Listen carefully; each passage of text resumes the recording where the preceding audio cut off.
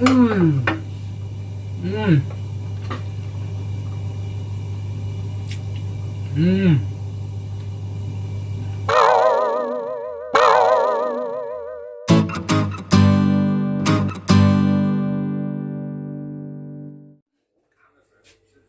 Magandang umaga po sa inyong lahat sa Pilipinas. Ngayon po ay Wednesday at may pasok ako mamaya. At si Hana naman ay paalis na ng trabaho kasi umaga pa lang dito ngayon sa England. Si Sophia, absent siya sa school, magwa 1 week na. Pero she's okay now. But she's still recovering. Ngayong araw na to hindi pa rin siya papasok sa school. So, bantay bata ako ngayon. Kaya medyo hirap kasi sa halip na matutulog,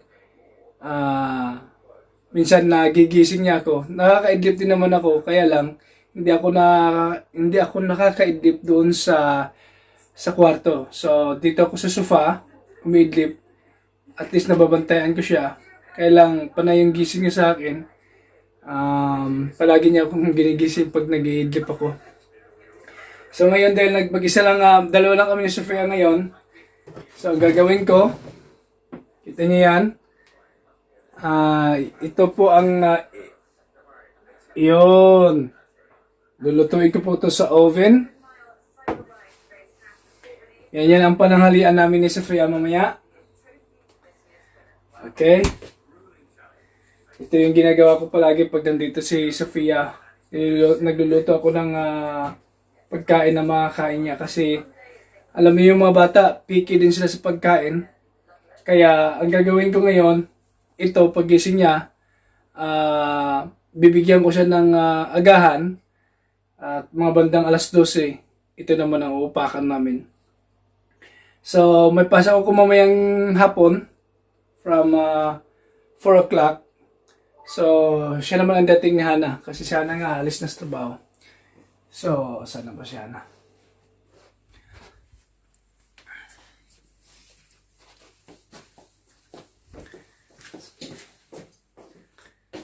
Hello? What do you want? Yeah, so Hana is going to work now, preparing herself. Yeah. And yeah, this is our life, and we are a little bit busy because we are also preparing for our luggages because we're going for holiday in Czech Republic, where we are going to spend our time for holiday seasons, New Year's, or people say it's a Christmas time. Yeah. Yeah, so yes, we'll be living in Manchester on 21st of this month. Yeah. Sophia is still sleeping. Yeah. And she's been awake now. But she went back to bed because I think she's still tired. Medyo nga nagre-recover pa siya galing sa kanyang karamdaman. Ayun, iluluto ko muna yung ang aking manok. Kasi matagal-tagal to. Kasi binigyan ako ni Hana ng instruction kung paano lutuin to ng crispy at juicy. So, ang tagal pala nito is 1 hour and 30 minutes.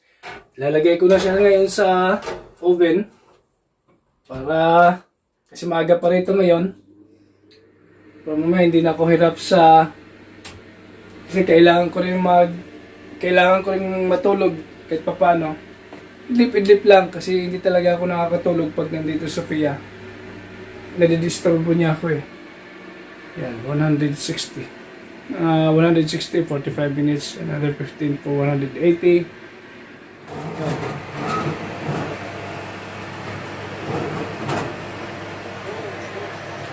Yun na siya.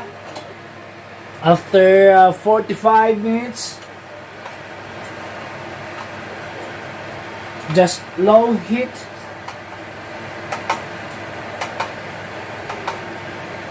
From time to time, sinasabuyan ko lang siya ng tubig.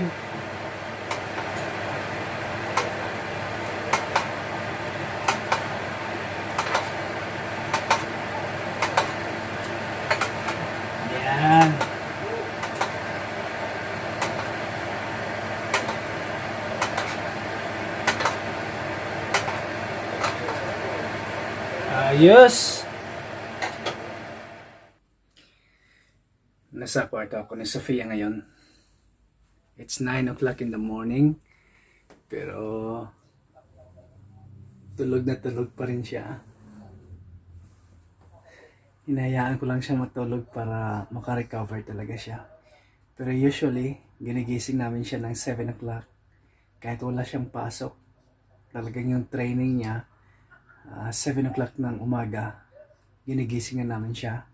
So, ang tulog niya usually, 9 o'clock ng gabi, ginigising namin siya ng 7 ng umaga. Pero ngayon, dahil sa kagaling niya lang sa karamdaman, so, yun, hinahayaan ko lang siya matulog hanggang kailan niya gustong magising. Pero kanina nga, dahil gumising na sa kanina, binigyan namin siya ng gamot, yung antibiotic niya, pero natulog siya ulit.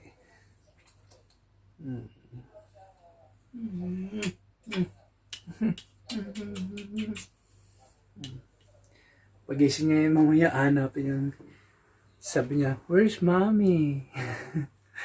Where's mommy?" Yeah. Ganda ng sarap ng tulog niya. Alright. Siguro yung manok ko luto na yun. Halos isa't kalating oras na. So titingnan natin kung okay na. Pero yung pagluto ko nun, from time to time, sinasabuyan ko siya ng tubig para hindi siya maging dry. So ito siya. Ay, okay na. Okay na.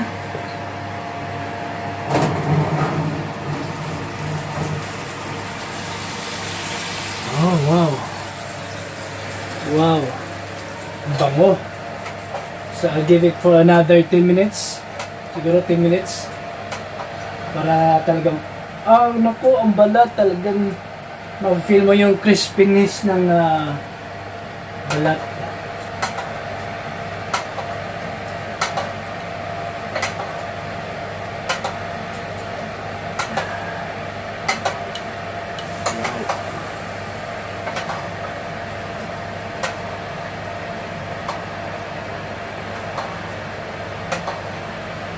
Yun. So maybe another 7 to 10 minutes.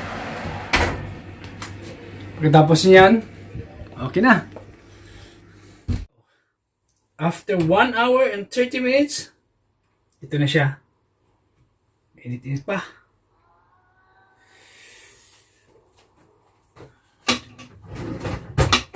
So, I'm gonna take, my favorite.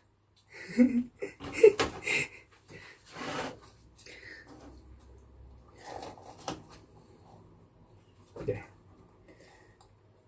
Minute. Tingnan mo, sa sobrang lambot, tanggal yung paa. Oh, yay.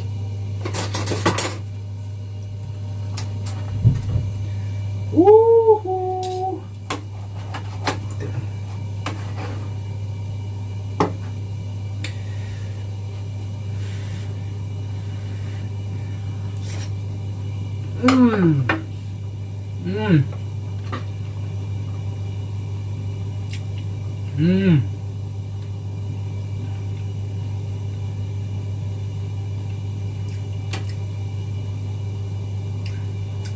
Ika nga ng mga British, that's awesome.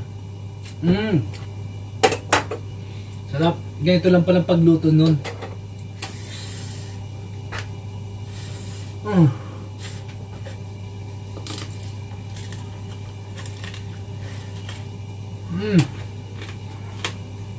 Kahit buto, pwedeng kainin. Lambot.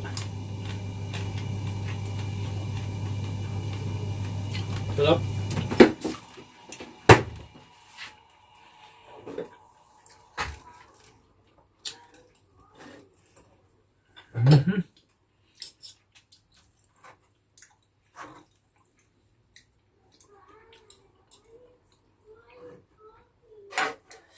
Um,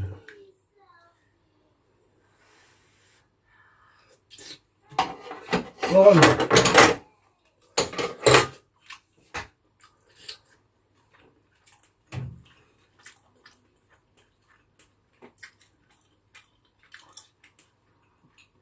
sa pumapak.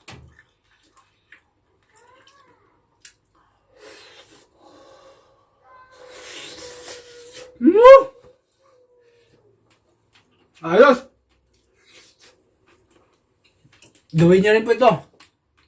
Sarap! Ayos! Panangalian ito mamaya ni Sophia. Of course, ako din.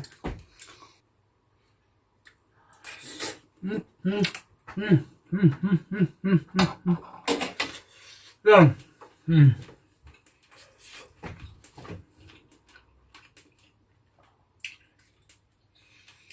Binabati ko nga pala si Heart Kali from Switzerland. Binabati ko rin si Amerton Boscano at si Gamer Boy at sa kanyang pamilya dyan sa Bicol, sa Ortiz family. Hello dyan kay Jigs and Michelle from Chicago, Illinois. Kumusta po kayo? Kain po tayo ng manok na niluto sa oven. Sarap.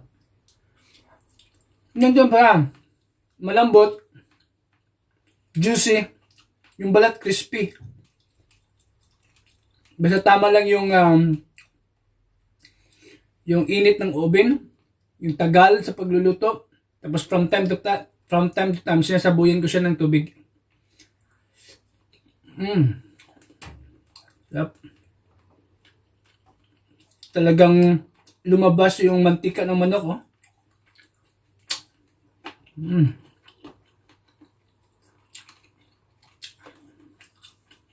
Sarap.